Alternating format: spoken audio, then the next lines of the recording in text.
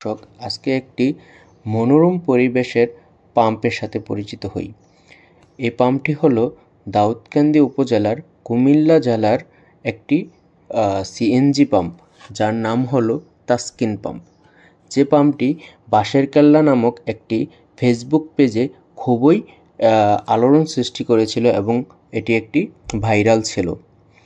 এই পাম্পটি হলো হাসানপুর স্ট্যান্ড থেকে 5 মিনিট সামনের দিকে বা পশ্চিম দিকে হাঁটলে আপনি পাম্পটি পাবেন। আসুন দর্শক, এখন পাম্পটি দেখে নিই আমরা।